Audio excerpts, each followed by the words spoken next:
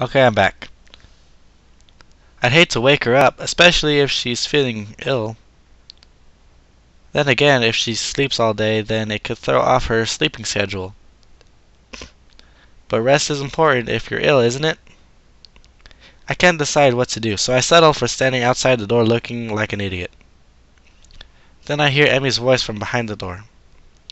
Thanks for your concern, but I really am okay. Is she talking to me? I'll see you at practice tomorrow. Guess not.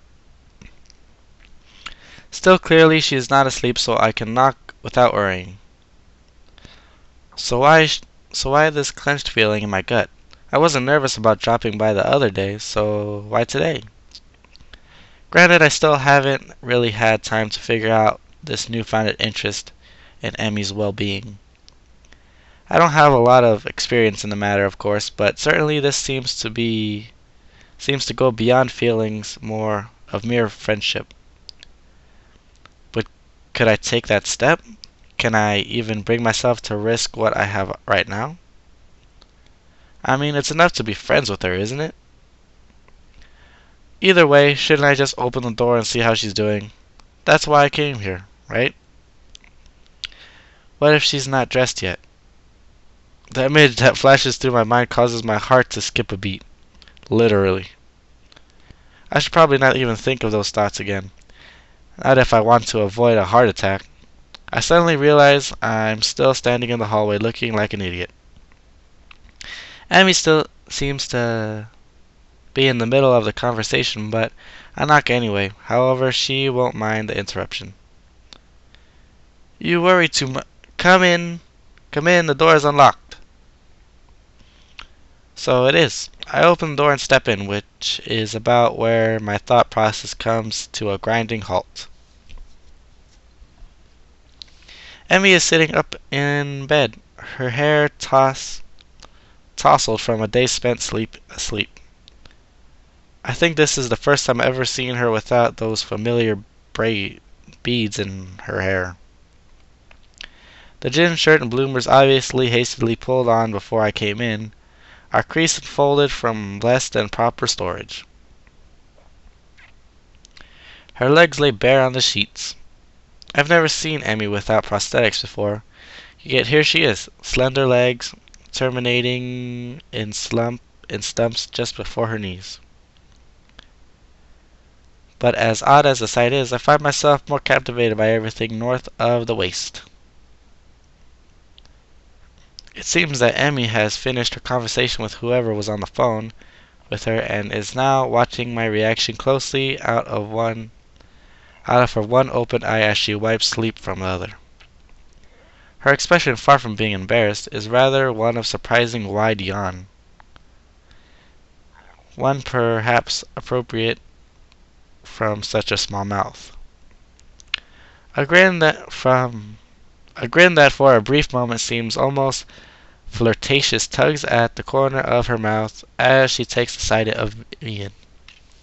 I can do nothing but remain in a state fluctuating between fear, confusion, and not a little bit of lust. Amy hastily sweeps her hair out of her eyes, fixing it back into place before addressing me. You seem a bit caught off guard, Hal. A wave of laughter erupts from her, and I find myself grinning and rubbing back of my head ruefully. Sorry, I've just never seen somebody so disheveled look so attractive. Never seen you without legs on. Never seen you look so... sorry? Emmy giggles again and moves to sit up a little straighter. I'm caught up in the moment of her shirt, very nearly losing myself. I was wondering what your reaction would be. The nurse called and told me you were going to drop by, you see. And I know you haven't seen me, well, without legs. I respond in a tone of casual surprise. Oh, you don't have them on? I didn't notice. This is almost the truth. I nearly didn't. I very nearly didn't. I'm not trying to be suave or anything, mind you. Somehow I think Emmy would get offended by that. Instead, she sticks her tongue out at me and chucks a pillow at my head. Ass. I deftly catch the pillow and take careful aim before throwing. Emmy laughs and rolls to one side, dodging my shot, and shifts to other shirt, and shifting to her shirt, distracting me enough so that the next thrown pillow hits me right between the eyes. Ugh.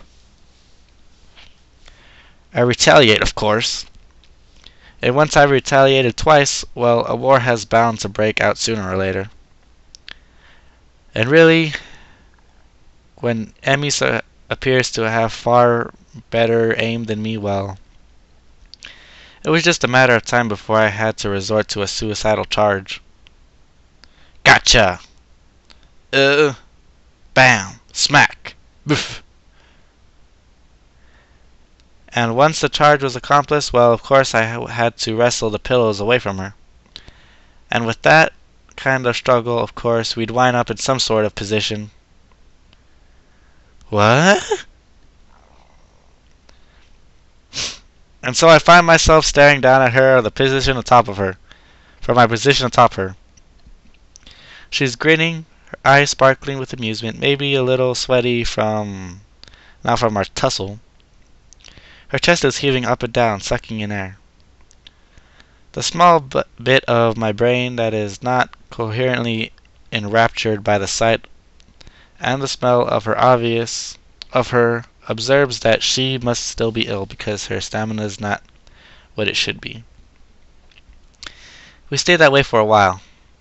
I'm not sure how long because everything seems to go fuzzy. Everything that isn't her anyway. Her eyes meet mine, and deep inside them I catch a glimpse of what? Fear? Longing? Hope? Emmy?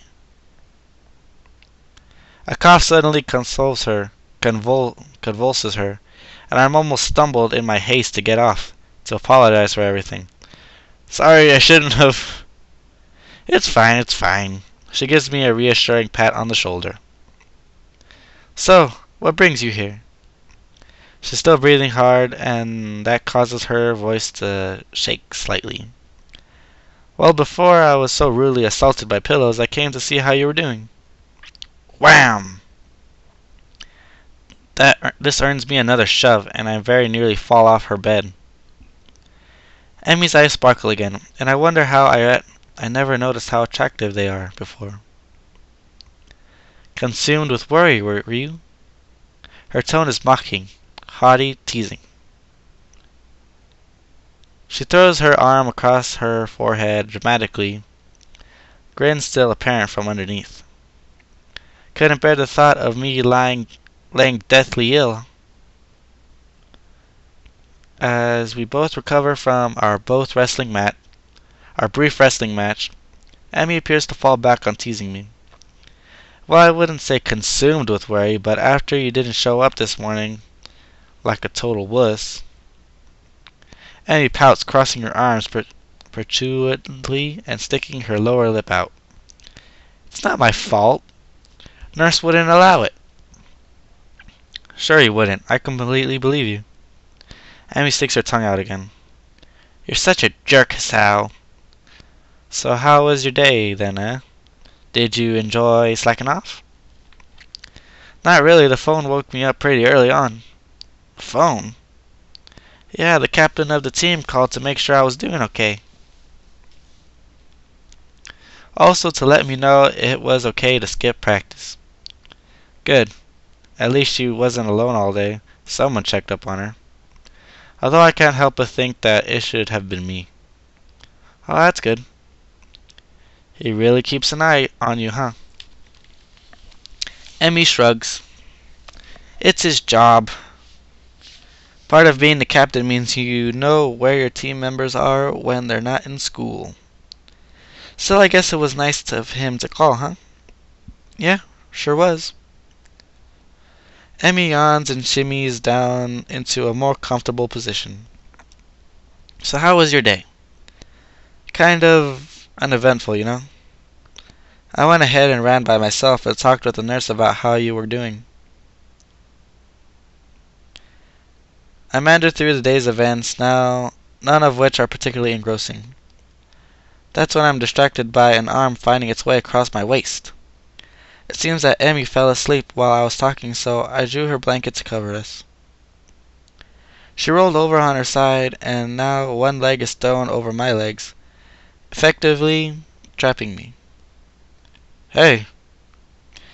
It seems a sham to wake her, but I have things to do. I gently shake her, but in no response she only tightens her arm's grip on me and sighs a little. My resistance to position crumbles rather quickly. The feeling of her body breathing steadily is both calming and incredibly stimulating at the same time. My breathing cannot decide if it wants to relax or speed up. Relaxation wins, and I find myself putting my arm around Emmy. I think I'm in love. The words slip out and hang into the air unnoticed. At least I hope they've gone unnoticed.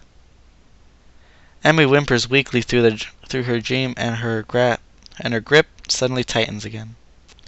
For the first time I've known her, I've seen tears running down Emmy's face. It feels like my heart is about to break. I instinctively tighten my own grip and stroke her hair in what I hope is a soothing manner. Words to comfort Venus, meaningless in this situation, spring to my mind. Maybe I should wake her. Are you supposed to wake people having nightmares? I can't for the life of me remember. The decision is taken from me as Emmy suddenly jerks awake with a cry. Dad! Dad! This is more than I think I want to hear without her knowing. I quickly sit upright and gently shake her shoulders to stir her. Hey, you okay? What a silly question. Huh? What? Hisao? She shakes her hand as if to clear it and quickly wipes her eyes. You had a nightmare, I think. Emmy shudders again and glances up at me a little cautiously as if unsure whether or not she's actually up. Yeah, I guess so. You want to talk about it? A speedy internal debate seems to be going on in her head, which resolves itself with a shrug. Nah, I don't really remember much of it. I'm pretty sure she's lying to me, but somehow I don't think I should press the issue. Emmy shudders again and turns toward me, looking a little sheepish. Sorry for falling asleep on you like that. I keep my voice as soothing as I can. Hey, don't worry about it. You've been ill. Yeah, I guess the cold medicine just made me a little drowsy. I guess so. Emmy does not strike me as the sort of person who'd fall asleep at a drop of a hat. Rin, maybe, but Emmy is far too energetic. Emmy gives me a half smile at my response, and then, just like that, she's back to her old self. Well, prepare yourself for tomorrow morning, Hisao. We're going to have to go twice as hard to make up for today. But I went running this morning. No excuse. Oh, fine, I'll be ready for you. Emmy nods satisfied. Good. I take this as my cue to exit. Well, I better get going, especially if I want to get enough sleep for tomorrow. I hop off the bed and head for the door. Hey, Hisao. I pivot neatly on my heel and face Emmy. She opens her mouth to say something, and then in another first I see her falter slightly. She closes her mouth and opens it again. Thanks. For dropping by, I mean. You're kind of the first visitor I've ever had who wasn't Rin. Now that's surprising. I would have figured that Emmy'd have people dropping by all the time. She's certainly popular now, so I thought. Always talking to people in the hallways. Emmy hesitates again. And thanks for staying around after a look of pain felt across her face. You know, it helped. She brightens back up and waves cheerily at me. See you tomorrow. Yeah, see you later. I'm just about to exit the door when something makes me turn around again. Hey, Emmy. Hmm? Anytime you need to talk, let me know, okay? Emmy seems taken aback by this offer. Her grin gets even wider. Sure thing, Hasao. See you in the morning. And with that, I think this is a good place to stop, so next time we'll continue from here. See you guys later.